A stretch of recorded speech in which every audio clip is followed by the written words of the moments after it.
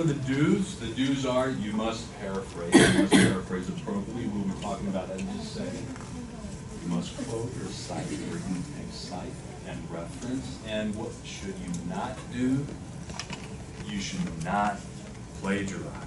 The first thing that you need to do when paraphrasing, when you're about to sit and write an article, and somebody says you must write this article and you must write on this specific topic, and sometimes it may not be your favorite topic, sometimes it might be an incredibly exciting topic that you know a lot about, but sometimes it was not your favorite topic, or it's something that's new to you or different. Some of the things that may occur is that you don't necessarily understand entirely what is being expressed, what is being shared.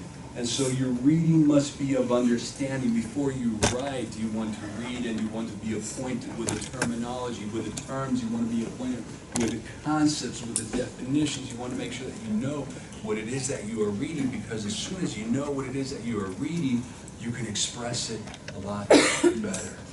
Many times it happens that we sit down, we look at the first article, I have no idea what this says, but let me look at a few words that sound kind of like it, and let me rewrite this. And we battle 20, 30 minutes and trying to change it just because we need to change, because we don't want to commit plagiarism, instead of focusing on, do I understand what this author is saying? Do I understand what this person put on this paper? And can I say it in a way that expresses her thoughts or his thoughts and relate to my own? So when you read for understanding, something opens up in the brain and says, you know what, I can do it. I can do it. I can take this thought that's already been documented, and I can turn it not necessarily into my own, because you will be saying that this belongs to somebody else, but you can say it in your words, and you can do that easily if you understand what it is that you're reading.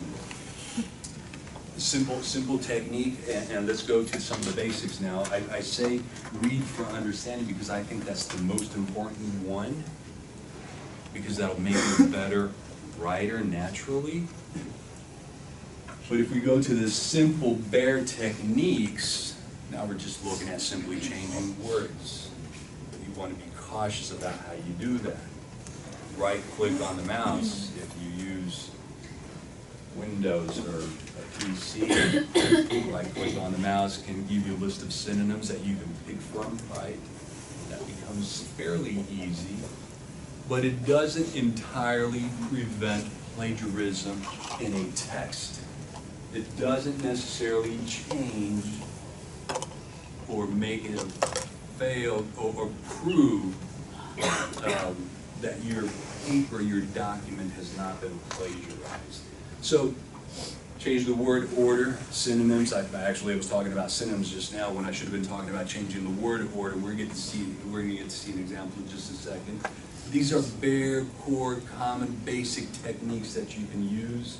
Change the use of numbers. And what does that mean? How can you change a number when a number is a number? Very easily. Let's look at dates. If the author said that something happened in the 1970s, which was a great time to be around, I was around then. We can say about 4 decades ago, approximately 40 years ago, where this has been researched over the past 40 years.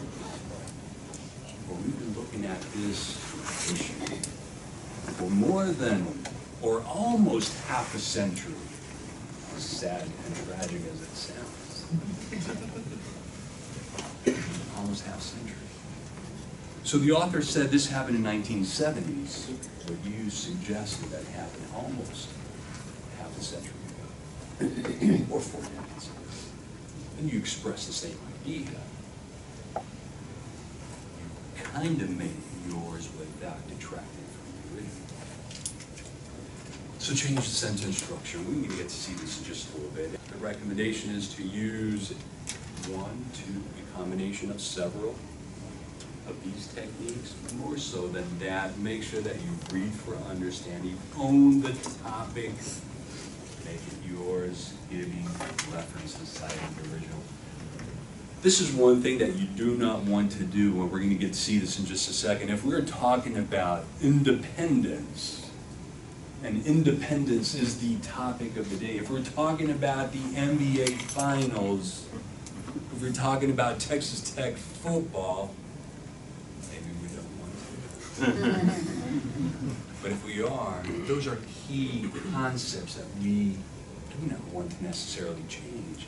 Don't take away from the power, the strength of the topic by changing key concepts. I'm going to bring up an example in just a second. It talks about dance education. Dance education is the central topic. Well, we could say dance curriculum. Dance is still there. It's a close association. But dance education is what this author is emphasizing. And we don't necessarily want to change that key term. And of course, make sure that you give credit or cite. This article has been written, has been printed. What's going on here? Well, if we look at it quickly, we can see that the author is talking about dance. More specifically, the author is talking about dance education. So dance education is going to be the core. That's the guy I'm not going to change. That's the guy that I'm going to keep in my document because this is the emphasis. And if you are taking a PE class now or you in visual and performing arts and your instructor says you need to write an essay about dance and what it can do for students because it can do a lot for students, then you're going to look at dance education and you're going to say, dance education, oh, I found this article by Hannah, 2003, and she's talking about dance education. Maybe I can use some of her ideas as a foundation for my written document. But what is she doing specifically? Hannah is trying to make a point about dance education and the benefits of dance education, because if you've ever been in the public school, you probably have been. Who are the first guys to get cut? Dance education. Sometimes even we're trying to get rid of PE, and I'm a PE guy. We're trying to get rid of PE, and we try to dress it up a little bit. We said, well, if you go to the gym, you can get some PE credit. If you play in the band, you can get some PE credit. And, you know. So this is what this author is doing. She's saying there are many benefits to dance education. And we need it in the public school. We need our children to experience dance education because it's important. And it's not just about increasing our ability to move and look beautiful when we do it, but it has effects on our mind and how we think and how we become creative and how we relate to others, how we relate to self, which is something that we promote quite heavily. So she's making a point. So let's focus on this one sole sentence here. Awareness of the cognitive potential of dance education in the schools may make it welcome to many former skeptics.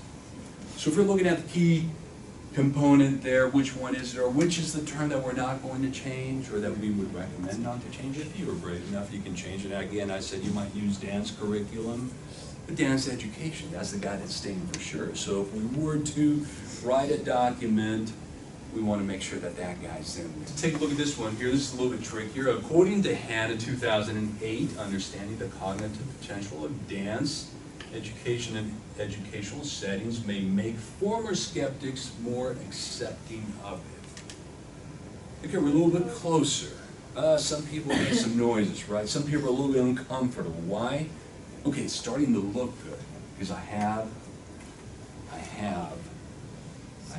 the name of the author. I put it right at the beginning. It's kind of just blasting at you. Okay, this is in-text citation, or this is a reference to the author and the original ideas of the author. So it sounds pretty good. But this is usually referred to as patchwork plagiarism. Where yes, we threw in a couple of our guys, right? Some of our ideas are there, but we have cognitive potential. That sounds pretty strong. That sounds like this is the author's idea related to dance, right? It can enhance the cognitive potential of our students. Could we have said that in a different way? Maybe. There's a possibility. How about this other one over here? Former skeptics. Make former skeptics, I think I've seen that already. Well, former skeptics right there. Do we have an example for how we can change that? Can somebody come up with an idea? Former? What is a former? Past? Previous. Very good. Skeptics? Naysayers? Non-believers? Right? Very easy to change that, and we could have done it with a little bit of effort. What may have happened here is not necessarily a lazy person. This may have happened to me. I came to the United States in 1988. English was not my first language. Spanish, had trouble ordering a Whataburger. Because I couldn't say the words correctly, I didn't pronounce them correctly. But, you know, when I stand in front of the computer and I'm looking at this text, I see skeptics. Skeptics. Well, actually, I should know what that word is because it's very Spanish. But it might have been a novel word, and I cannot change this word. This is a challenging word. I'm going to leave it. Former skeptics, that might be a little bit overwhelming for me to transform or take because of what? Lacking understanding. Going back to point number one, understand what you're reading so that when you write it and you express it, yes, you can own it. Make it your own again. Referencing the original one. Okay, let's try this one here. A thorough understanding. That replaces awareness. Let's look at the previous one. Understanding and awareness, are they at the same level? Understand. Awareness sounds a little bit more powerful, right? So if I include the word a deep understanding or a thorough, do I elevate understanding to almost awareness? Maybe not necessarily entirely, but a little bit closer. So I'm helping it out, I boosted up, I dressed up the word, I paired it with another one, so okay, a little bit stronger, a little bit closer to the original, so now we have a thorough understanding. Is that exactly the same thing as awareness? Not necessarily. Am I taking away from the author's thought and idea? Not necessarily. Am I minimizing what the original author had in mind? Not necessarily with that. Of the beneficial impact of dance education on the mental faculties. Check it out, I turned that cognitive potential of the mental faculties. Right click, cognitive, okay, mental.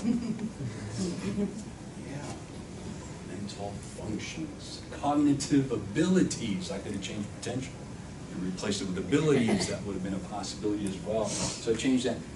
Of school children, so I changed schools, and I've added children because children go to school.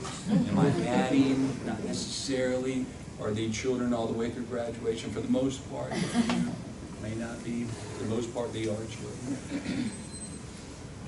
If you want, you can scratch that one out and just say schools or educational settings, right? Because dance will not stop changing the mental faculties or the cognitive potential of students in the college. And if that were the case, we wouldn't be teaching dance at the college level. They convince those who question its value. Those are the detractors, the naysayers, the skeptics, the former, the previous skeptics, right? So we may sway these people. Now, this is much better. The one thing that we haven't done here, if we go back to the list of tips, we haven't really changed the sentence structure. So this sounds very close to the original in terms of all I did was take almost word for word and transform those words into other words. I used my own words, but I'm still using the same sentence structure. If I understand this passage correctly, if I read it and I knew that dance has a changing power in our children who are going to school, and that it can increase the faculties, the mental faculties, and make you a better writer, a more creative, then I can probably still say this. If I own this topic because I've read it thoroughly, I can still say it probably. And again, not entirely the best,